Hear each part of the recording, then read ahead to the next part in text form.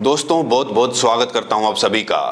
रोहिणी घावरी नाम की लड़की ने चंद्रशेखर आजाद के एक ऑडियो को शेयर किया है, जिसको लेकर पूरे देश भर में बवाल मचा हुआ है। इस पर आजाद समाज पार्टी कांशीराम की प्रतिक्रिया भी आ चुकी है और इस वीडियो को लेकर जो बहुजन समाज के तमाम लोग हैं अपनी अपनी प्रतिक्रियाएं दे रहे हैं।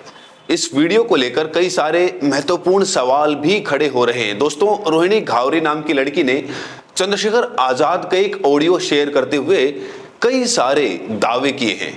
रोहिणी का दावा है कि ऑडियो में सुनी जाने वाली आवाज चंद्रशेखर की है। दावा है कि बातचीत में चंद्रशेखर मायावती कांशीराम को लेकर विवादित बातें कर रहे हैं। वो ऑडियो भी मैं आपको सुनाऊंगा, लेकिन सबसे पहले आप इस हेडलाइन को देखिए। और कई सारे जो न्यूज चैनल्स हैं इस खबर को प्रकाशित कर रहे हैं। सुबह सुबह अखबारों की सुर्खी बनी है ये खबर। ये देखिए, चंद्रशेखर ने कहा था कि मायावती ने कांशीराम को ब्लैकमेल किया था। भाई ने छाती पर रखा था पिस्टल। रोहिणी ने ऑडियो किया शेयर। दैनिक भास्कर की एक हेडलाइन देखिए, चंद्रशेखर ने कहा था मायावती कांशीराम को ब्लैकमेल करती थी। रोहिणी ने सांसद से बातचीत का एक ऑडियो पोस्ट किया है। दोस्तों, इस खबर को सुनकर आपके जहन में भी कई सारे सवाल खड़े हो रहे होंगे और जाहिर तौर पर सवाल खड़े होने भी चाहिए। तो बिना देरी किए मैं आपको ये ऑडियो सुनाने जा रहा हूं, जिसमें ये दावा किया जा रहा है रोहिणी के द्वारा कि इस ऑडियो में जो बातचीत है, जो आवाज है, वो चंद्रशेखर की है। सुनिए जरा। एक बात बताऊं मैं तुझे, मैंने तुझे बहुत दिन पहले एक बात बताई थी मायावती की, जो उसने साहब के साथ किया। अब तो मेरी बात लिख के रख ले, वो समय आ गया कि मायावती के साथ वो होगा। भले तो फिर मेरी बात को इग्नोर कर देना, नहीं ऐसा नहीं वैसा नहीं, मैं तुझे लिख के देता हूँ। ये परिवार ना मायावती को वहीं लिया है घुटनों पे, और मैं लिख के देता हूँ। हो सकता है मायावती से जबरदस्ती करवाई, उनकी हैसियत नहीं थी, ठीक है। मायावती ने ये उत्तराधिकारी का पद कांशीराम साहब को ब्लैकमेल करके लिया। उसके भाई ने साहब की छाती पे पिस्टल रखा,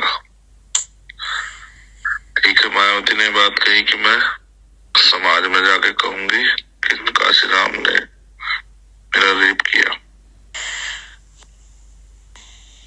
मायावती ने निजी स्वार्थ में सब चीजें की। इसके भाइयों ने इसका साथ दिया, इसी भाई ने साथ दिया, इसलिए भाई प्यारा है, इसलिए इस भाई के बच्चे प्यारे हैं। तो दोस्तों, अब इस ऑडियो में कितनी सच्चाई है, कितना झूठ है, फर्जी है, ये फिलहाल कहना बहुत मुश्किल है। लेकिन इस ऑडियो को सुनने के बाद रोहिणी घावरी चंद्रशेखर आजाद और मायावती जी से कुछ सवाल मैं पूछना चाहता हूं। पहला सवाल रोहिणी घावरी से है कि अगर ये कॉल रिकॉर्डिंग में जो चंद्रशेखर आजाद बोल रहे हैं, अगर ये सच है, तो रोहिणी घावरी ने आज ही क्यों वायरल किया? पहले वायरल क्यों नहीं किया? अगर नहीं की तो फिर क्यों नहीं की? अब मेरा दूसरा सवाल बसपा से है। सवाल यह है, क्या बसपा इस ऑडियो को लेकर कोई प्रतिक्रिया देगी? क्या कोई कार्रवाई कराएगी? क्योंकि दोस्तों, ये मामला सिर्फ बसपा तक ही सीमित नहीं है। अगर बसपा इसमें कुछ नहीं करती है तो समाज समझ जाएगा कि जो पार्टी खुद पर इतने गंभीर आरोप लगने के बाद भी चुप रहती है, तो समाज उनसे क्या ही उम्मीद करेगा। बसपा इस ऑडियो को लेकर कितनी एक्टिव रहने वाली है, क्या कार्रवाई कराएगी, ये भी दोस्तों अपने आप में बड़ा सवाल है। और तीसरा सवाल मेरा चंद्रशेखर आजाद से है। आखिर चंद्रशेखर आजाद रोहिणी के आरोपों पर कोई जवाब क्यों नहीं दे रहे हैं?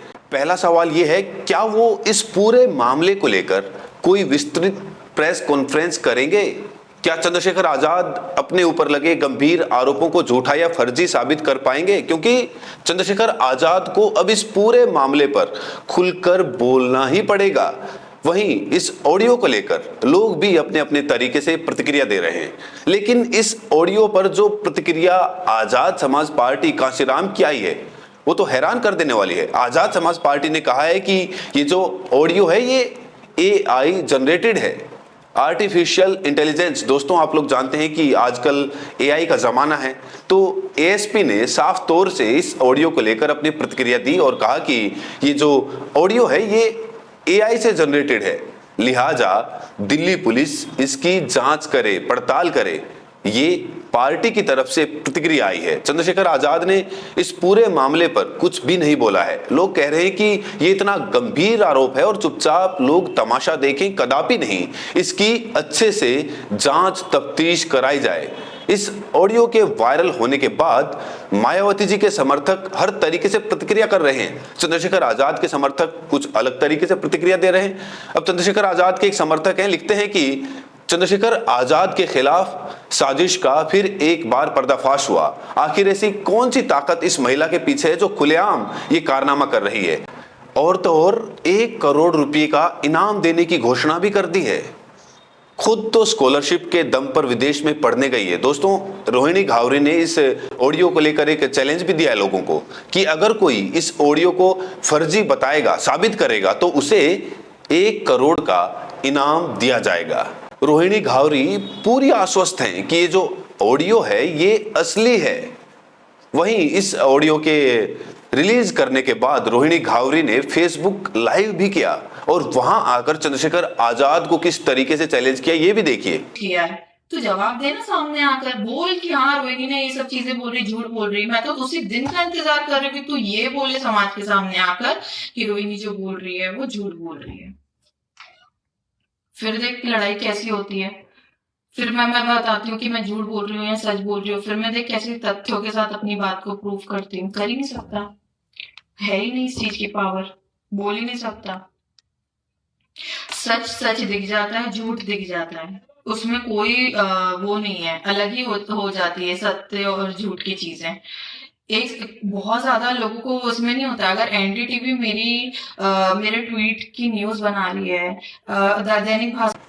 दोस्तों, बीएसपी का जो भी समर्थक ये ऑडियो सुन रहा है वो गुस्सा हो रहा है, गुस्से में आग बबूला है। लेकिन वहीं जो चंद्रशेखर आजाद के समर्थक हैं वो कह रहे हैं कि इस महिला का उद्देश्य पहले वाल्मीकि बनाम जाटव समाज से झगड़ा कराना था, फिर उसमें कामयाब नहीं हुई तो समाज इसकी हकीकत जान गया, तो अब ये चंद्रशेखर भाई के समर्थक और बहन जी के समर्थकों में झगड़ा करवाना चाहती है, जो एक गहरी साजिश का हिस्सा है।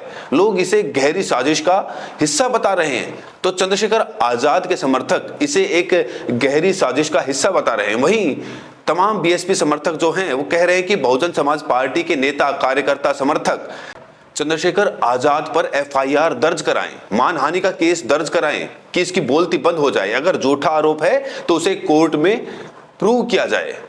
मायावती जी के समर्थक जिस तरीके से प्रतिक्रिया दे रहे हैं, अब इस पूरे ऑडियो को लेकर, इस पूरे मामले को लेकर मायावती जी क्या कार्रवाई करती हैं, चंद्रशेखर आजाद क्या कुछ एक्शन लेते हैं, क्या सफाई देते हैं, ये दोस्तों देखना होगा। क्योंकि लगातार ये ऑडियो रिलीज हो रहे हैं और टीवी मीडिया में ये खबरें चल रही है, सोशल मीडिया में ये खबरें चल रही है, अखबारों की सुर्खियां बन रही है, हर जगह ये खबर छाई हुई है। तो इस खबर से आंखें नहीं मूंदनी चाहिए नेताओं को। इस खबर को सीरियसली लेना चाहिए, गंभीरता से लेना चाहिए, इसकी पड़ताल होनी चाहिए, क्योंकि आरोप बहुत ही संगीन है। बहरहाल दोस्तों, इस वीडियो में इतना ही। ये जो ऑडियो आपने सुना, इसको लेकर आप लोग क्या सोचते हैं, और साथ में ये भी बताएं कि आप ये वीडियो देश के किस कोने से देख रहे हैं। बहुत बहुत शुक्रिया।